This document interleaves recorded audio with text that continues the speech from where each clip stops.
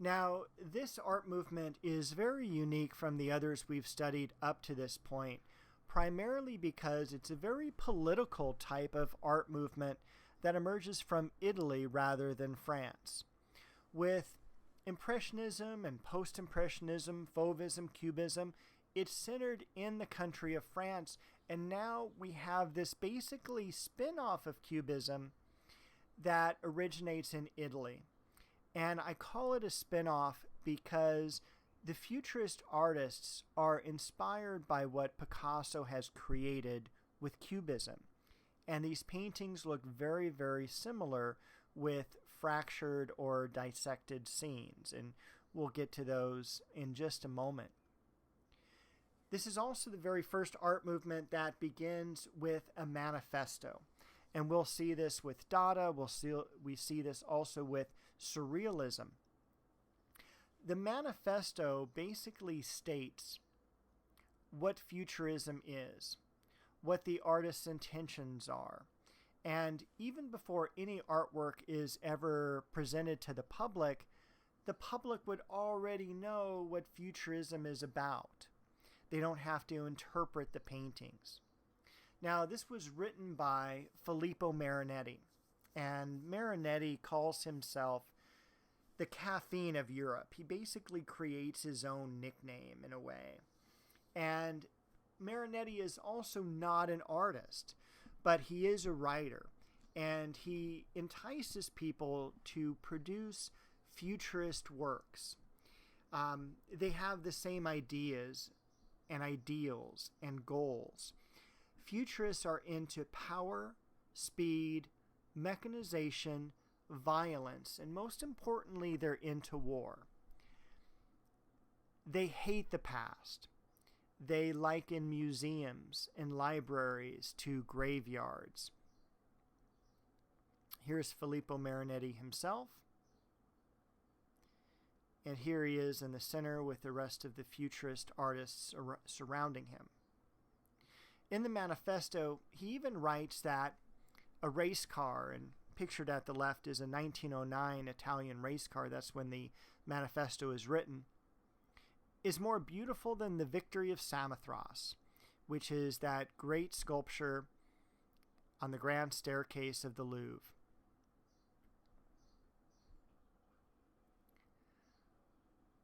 Boccioni is one of the most famous of the futurists. This is part of a triptych painting, a series of 3 paintings, this one called The Farewells. And we've got this train coming in at an angle, and one of the things that you'll notice with futurist paintings is that they're very, very dynamic. There's dynamism, there's movement, and that's one of the aims of these artists is they want to make these static objects much more mobile. And we can see these people walking around the train. We can see the dissected lines just like we do with Cubism. And we also get 2 scenes of the train at the same time. That is coming in at an angle, but the number 6943 right in the middle of the painting would have been on the side of the train. And so we see it coming in at an angle as well as the side. Here's the second painting in that image, and the third. And look what Boccioni is able to do as well with sculpture.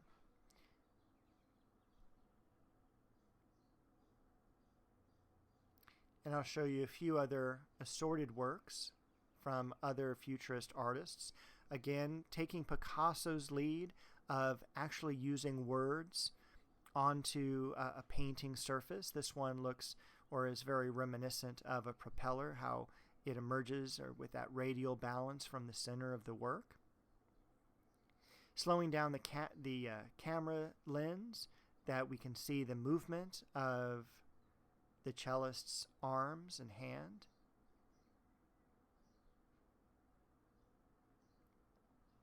And this artist, Giacomo Balla, is a little bit different than the rest of the futurist artists. He is about 10 years older, and he also lives up in Milan, rather than in Rome. And he has some of the most endearing works of futurism. Even though they're not enticing or inciting war, these works are fun.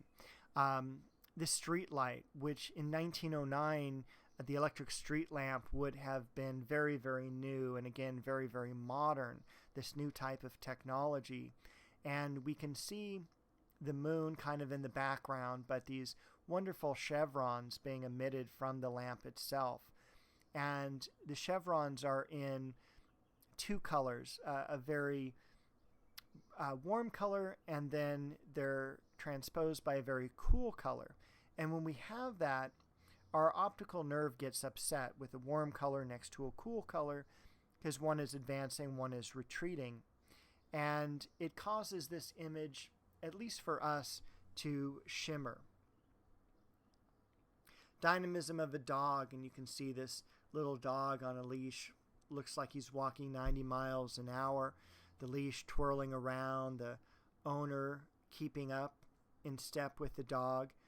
But the idea that, the futurists are using image on top of image to show movement as one of the goals for this art style is very, very important.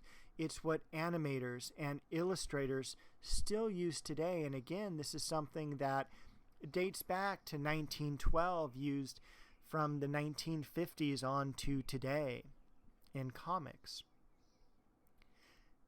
Gino Severini, out his bedroom window, would see these trains going to the front of the war.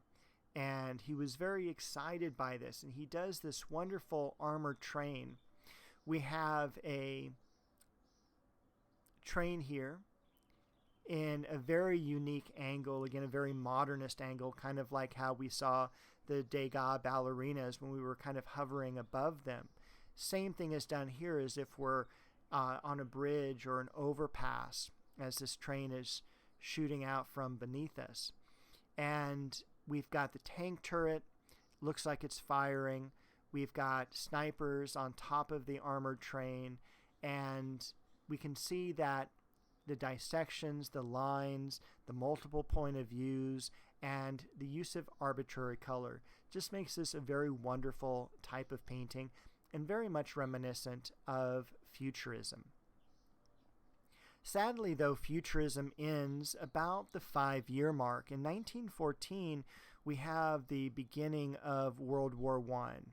And World War I is going to really destroy the pathway of modern art. This is a horrific war, and particularly for the futurists, because many of them, with the exception of Bala, go off to fight in the war, and artists such as Boccioni die by 1915 in their service. This is the first war where we have a fight with poison gas, trench warfare, tanks, and airplanes. Over 10 million people are killed and over 25 million people are injured. And they're horrible injuries from grenades and landmines. These are people who are missing limbs. This is where we get the genesis of plastic surgery. So it's a war that's very, very horrible in terms of not only its human toll, but also art, because it makes art stop for about a period of 5 years. And when it emerges with Dada.